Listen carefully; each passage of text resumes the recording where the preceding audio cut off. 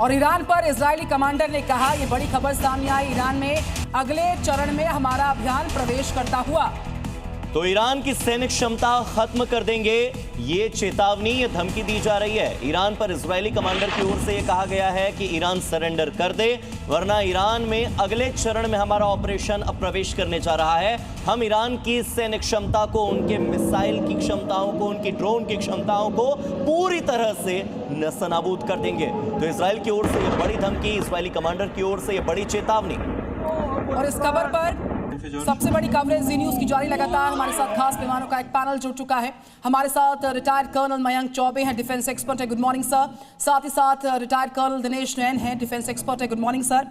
Colonel Chaubey ji, सबसे पहले जिस तरीके से एस्केलेशंस हम देख पा रहे हैं ग्राउंड पर, ईरान की तो साफ तौर पर ललकार है कि अब ग्राउंड वॉर को हम तैयार हैं।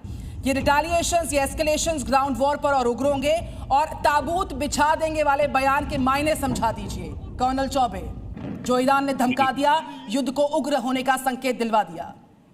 बहुत बहुत धन्यवाद दीदी अपने चैनल पे इनवाइट करने का, it's a pleasure.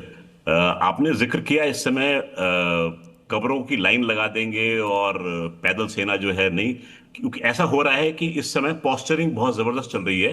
American forces ने अनाउंस किया है कि कुर्दिस्तान का जो इलाका है, ईरान का कुर्दिस्तान प्रोविंस जो है उसके नॉर्थ वेस्ट में पड़ता है, उस इलाके में इनकी थोड़ी सी मूवमेंट्स अमेरिकन फोर्सेस की वहां पर दिखाई दी गई है। ट्रम्प साहब ने पहले ही बोला था कि हम बूट्स ऑन ग्राउंड लाने में हिचकिचाएंगे नहीं, हालांकि मेरा काफी डाउट है कि बूट्स ऑन ग्राउंड कभी आएंगे कि नहीं आएंगे।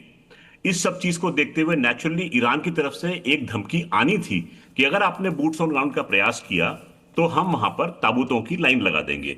तो ये बट नेचुरल ऐसे बयान जो हैं वो इस समय आएंगे। रही बात बूट्स ऑन ग्राउंड की, तो मेरा मानना यह है कि इससे पहले अमेरिका बूट्स ऑन ग्राउंड ला चुका है। कोसोवो की लड़ाई में 90s के दौरान में अमेरिकन बूट्स ऑन ग्राउंड आए थे। हालांकि मैं ये बात बहस कर रहा था एक इजरायली कमेंटेटर के साथ में, तो उन्होंने बोला ऐसी बात नहीं है, कोई धमकी नहीं है, ये पहले भी अमेरिकन फोर्सेज ऐसी आ चुकी हैं। लेकिन क्या ट्रम्प साहब ये इस समय गैम्बल खेलना चाहेंगे? क्योंकि अमेरिका में सबसे भयावह चीज होती है बॉडी बैग्स का आना, और अमेरिकन जनता जो है फिर वो बख्शती नहीं है उस सरकार को जब वो बॉडी बैग्स को देखती है। बिल्कुल, मयंक सर आपके पास लौट कर आएंगे, इसी के साथ दिनेश सर से भी हम सवाल लेंगे आगे, लेकिन उससे पहले अपने दर्शकों को बता दें कि जो ईरान इस्राइल अमेरिका का वॉर है, इसमें दहलाने वाले कौन कौन से वो हथियार हैं। जैसे लेजर वेपन का जो इस्तेमाल किया जा रहा है, ये बहुत ही घातक हथियार है अपने आप में। निधि, डिटेल्स आपके सामने ग्राफिक्स के माध्यम से जीनू ने सारी डिटेल्स को तैयार किया है। यूएस नेवी के हम जिक्र करें, वॉरशिप्स का जिक्र करें, और ड्रोन और छोटी मिसाइलों को लाइट की स्पीड से जला सकने की क्षमता इनमें शामिल है। बिल्कुल, और लेजर वेपन के साथ ही और भी कई ऐसे घातक हथियार हैं जिनका इस्तेमाल हो रहा है। इसी बीच एक बड़ी खबर तेहरान से, जहां रिहायशी इलाके में हमला किया गया है। इस बार तेहरान के आम लोगों के रहने वाले इलाके में अटैक हुआ है, जिससे अफरा तफरी मच गई। यूनिवर्सिटी का एक बड़ा इलाका टारगेट पर रहा।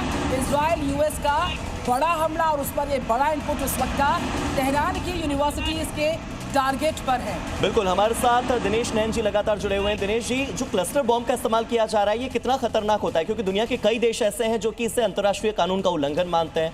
कई बार ऐसे बॉम्ब होते हैं जो कि वहीं पर पड़े रह जाते हैं अनफटे, और क्या इस वजह से भी आम लोगों के लिए आने वाले समय में बहुत बड़ा खतरा होंगे? नहीं, डेफिनेटली हार्दिक, देखिए ये न्यूसेंस बॉम्ब्स हैं, इनको डर्टी बॉम्ब भी बोल सकते हैं आप जी, और ये एक बड़े क्षेत्र को कवर करता है। जैसे आपने एक्सप्लेन किया, 9 केजी से 10 केजी के करीब इनका अंदर के अंदर HE हाई एक्सप्लोजिव होता है, या जलाने वाले तत्व भी हो सकते हैं। और लेकिन सबसे खतरनाक बात इसकी ये होती है कि ये अगर सिविलियन एरिया के अंदर छोड़ा जाए तो इसके काफी ऐसा देखा गया कि काफी क्लस्टर्स जो है ना बॉम्ब, वो फटते नहीं है और फिर वो बाद में बहुत न्यूसेंस पैदा करते हैं। उनको डील करना भी बहुत मुश्किल हो जाता है। अंतर्राष्ट्रीय स्तर पर ये काफी देशों ने साइन किया हुआ एक ट्रीटी के ऊपर कि क्लस्टर बम यूज नहीं होगा। अनफॉर्चुनेटली ना तो इजराइल और ना ही ईरान, इन दोनों देशों ने इस पर साइन नहीं किया हुआ है, लिहाजा ये बड़े खुलेआम खुले तरीके से जो है इस्तेमाल करने इन्होंने आज से शुरू कर दिए हैं। हाँ, जो नॉर्मल पब्लिक है उसके लिए, या एक एरिया के लिए जहाँ पे चाहते हैं कि आप वहाँ पे एक बैलिस्टिक मिसाइल छोड़े और हवा के अंदर से जो है ये छोटे छोटे बॉम्ब जो है बड़े इलाके के अंदर 8 से 10 किलोमीटर के अंदर ये फैलें और वहाँ पे घरों पे गिरे या जहाँ पे पब्लिक है उसके ऊपर गिरे, तो डेफिनेटली एक साइकोलॉजिकल से लेकर के और डैमेजिंग इफेक्ट इसका बहुत ज्यादा होता है। तो मतलब कुल मिलाकर ये महायुद्ध जो है ये डर्टी गेम बनता जा रहा है इस डर्टी बॉम्ब के इस्तेमाल के बाद। आप लगातार हमारे साथ बने रहिए। इसी बीच एक और बड़ी अपडेट है जो दर्शकों को बता दें। ये अपडेट सामने आ रही है लेबनान के बेरूत से।